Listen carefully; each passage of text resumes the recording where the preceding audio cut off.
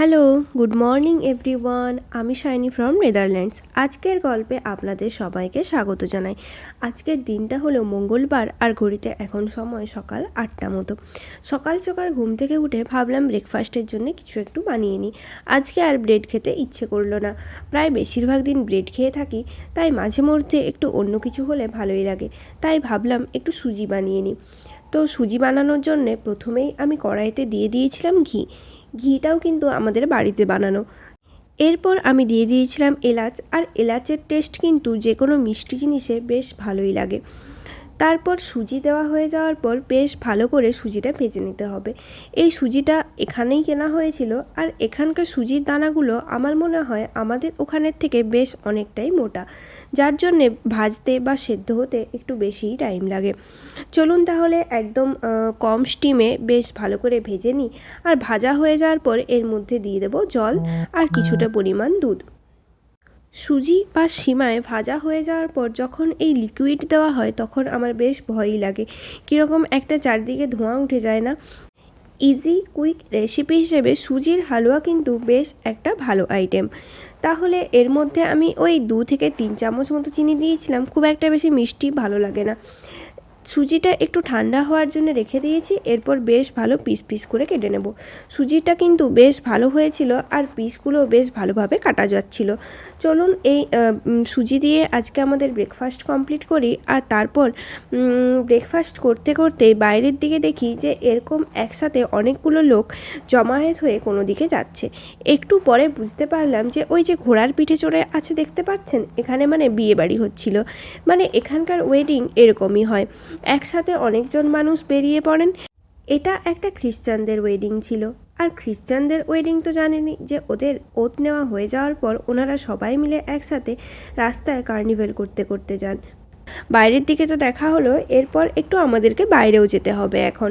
তার জন্য আমরা চলে এসেছি সুপার মার্কেটে। আর সুপার মার্কেটে আসার পর ভাবলাম এই জিনিসটা আপনাদের সাথেও শেয়ার করি। এটা হলো একটা বাচ্চাদের খেলার জায়গা। মানে সুপার মার্কেটে তো বেশিরভাগই মানুষ বাচ্চাদেরকে নিয়ে আসে।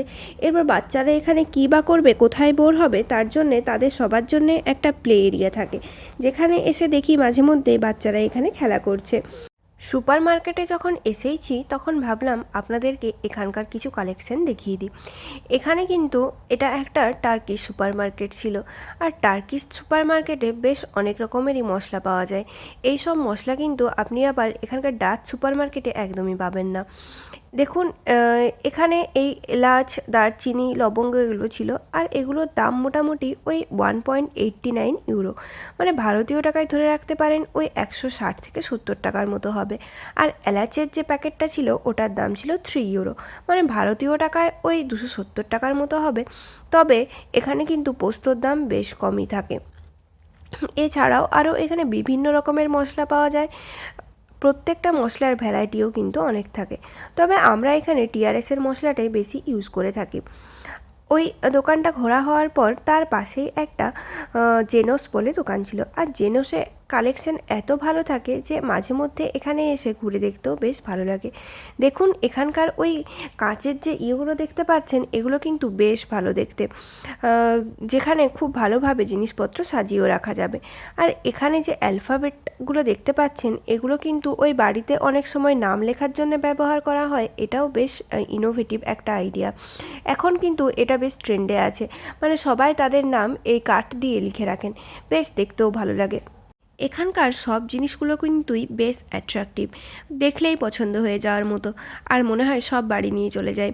এখানে এই কার্ডবোর্ড টাইপের কিছু ছিল, যেখানে কিন্তু ওই হ্যাপি বার্থডে বা সেলিব্রেশন এরকম টাইপের কিছু কার্ড, এখানকার মানুষজন এগুলো কাউকে ইনভাইট করার জন্য ইউজ করে থাকেন। এখানে আমরা দেখছিলাম কিছু প্লেট, বোল, গ্লাস এইসব। কিছুদিনের মধ্যে আমাদের বাড়িতে একটা হাউস পার্টি আছে, যার জন্য আমাদের কিছু ডিসপোজেবল প্লেট এইসব লাগবে, তাই সেটা সার্চ করার জন্যে এসছিলাম। এই সব জিনিস দেখলে আর বেরোতেই ইচ্ছে করে না। প্রত্যেকটা জিনিসই খুব সুন্দর, দেখেও মন ভালো হয়ে যাওয়ার মতো। এখানে কিন্তু অনেক সময় অনেক কিছুর ওপরে অফারও থাকে। যেমন এই ছুরিগুলো এখন অফারে ছিল, আর যার এক একটা দাম ছিল ওই 1.19 ইউরো।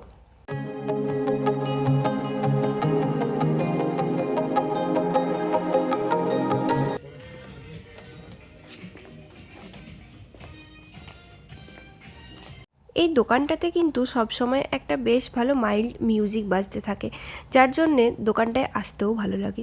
এখানে মোটামুটি আমাদের ঘোরা দেখা হয়ে গেছে। এরপর বাড়ির উদ্দেশ্যে রওনা দেব। আর বাড়ি গিয়ে দেখাচ্ছি যে কি কি কিনলাম। যদিও ওই জিনিসগুলো এখনও সব প্যাকিং করা আছে, সেগুলো আমি আপনাদেরকে পরে দেখাবো। এখন দেখিয়ে দিই যে রোজকার যেসব মার্কেটের মধ্যে এই একটা ফ্রেঞ্চ ফ্রাই নিয়ে এসেছিলাম, একটা ডিমের প্যাকেট নিয়েছি। এই প্যাকেটগুলোতে 10টা করে ডিম থাকে। এই টমেটোগুলো নিয়েছিলাম আর চিজ। এখানকার চিজ বলতে প্রচুর রকমের চিজ পাওয়া যায়, তবে আমাদের এই চিজটা খেতেই ভালো লাগে, অন্যান্য চিজ খুব একটা বেশি পছন্দ হয় না। ব্রেড, বেরি, মিল্ক, বাটার, যেগুলো সব দিন লাগে সেরকম টাইপেরই কিছু জিনিসপত্র নিয়েছি। আর সব জিনিসপত্র এনে এখানে আমি এরকমভাবে মেলে দিয়েছি। এরপর এগুলো সব গুছিয়ে রাখতে হবে। আর তারপর আপনাদের সাথে আজকে রাতের ডিনারও শেয়ার করব। আজকে রাতের ডিনারে ভাবলাম যে 1 পট রাইস কিছু বানিয়ে নিই। একটু বাড়ি আসতে দেরি হয়ে গিয়েছিল, তাই খুব একটা বেশি রান্না করার মতো ধৈর্য ছিল না আজকে আর। তাই প্রথমেই কড়াইতে তেল দিয়ে দিয়েছিলাম। কড়াই না, এটা আজকে আমি কুকারে রান্না করব, কারণ খুব একটা বেশি টাইম লাগবে না, ওই আধ ঘন্টার মধ্যে এই রান্নাটা তো ইজিলি হয়ে যায়। প্রথমে তেল দিয়ে দেব। তেল একটু গরম হয়ে আসলে ফোড়ন হিসেবে ওই এলাচ বা লবঙ্গ এরকম টাইপের দিয়ে কিছুটা পেঁয়াজ দিয়ে পেঁয়াজটা লাল লাল করে ভাজা হয়ে যাওয়ার পর আলু, বিনস, টমেটো, ক্যাপসিকাম, ফুলকপি দিয়ে বেশ ভালো করে ভেজে নেব। একটু লো স্টিমে ভাজলে ভাজাও হয়ে যাবে আর হালকা করে একটু জলও বেরোতে থাকে। চলুন এদিকে দেখুন, আমার এটা বেশ ভালোই ভাজা হয়ে গেছে। তারপর আমি আগের থেকে ওই 20 মিনিট মতো আগে আমি চালটা ভিজিয়ে রেখেছিলাম। এই চালটা দিয়ে দেব। চাল দেওয়া হয়ে যাওয়ার পর আরও কিছুক্ষণের জন্য এটা সুন্দর করে ভেজে নেব। মানে চালটা যাতে ভেঙে না যায় সেরকমভাবে নাড়তে হবে, তাহলে চালগুলো গোটা গোটা থাকলে দেখতেও ভালো হয় আর খেতেও টেস্টি হবে। আর এরপর আমি এর মধ্যে দিয়ে দেবো কিছুটা পরিমাণ বিরিয়ানির মশলা। বিরিয়ানির মশলা দেওয়ার পর কিন্তু এর টেস্ট একদম পাল্টে যায়। মশলা না দিয়ে বানালে খেতে অন্যরকম লাগে, আর মশলাটা দেওয়ার পর অন্যরকম লাগে। তাই আমি তো সবসময় বিরিয়ানির মশলা একটু দিয়েই বানাই।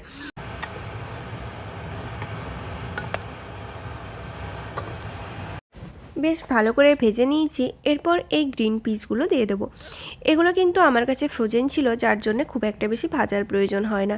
যদি আপনার কাছে ফ্রেশ পিস থাকে তাহলে আরেকটু আগের থেকে দিয়ে দেবেন, যাতে ভাজা হয়ে যায়। আমি 1.5 কাপ মতো রাইস নিয়েছিলাম, তার জন্য এর মধ্যে 3 কাপ মতো জল দেব। আর 2টো সিটি দিলেই এনাফ। 2টোর বেশি সিটি কিন্তু দেবেন না, তাহলে এটা একটু সফট হয়ে যাওয়ার সম্ভাবনা থাকে। আমি ওই 2টো মতোই সিটি দিয়েছিলাম, আর 1.5 কাপ চালের জন্য 3 কাপ জল। দেখুন কি সুন্দর হয়েছে, একদম ঝুরঝুরে টাইপ হয়েছে, আর একদম একটার সাথে একটা লেগে থাকেনি। খেতেও বেশ টেস্টি হয়েছিল, অবশ্যই বানিয়ে দেখতে পারেন।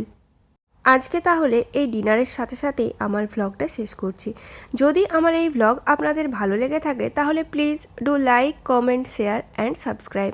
দেখা হবে পরের নতুন একটি ভ্লগে, ততক্ষণের জন্য সবাই ভালো থাকবেন। এখানে আমি খাবার নিয়ে বসে পড়েছি আর একটু ডিম ভেজে নিয়েছিলাম। Thanks for watching my video. Thank you so much.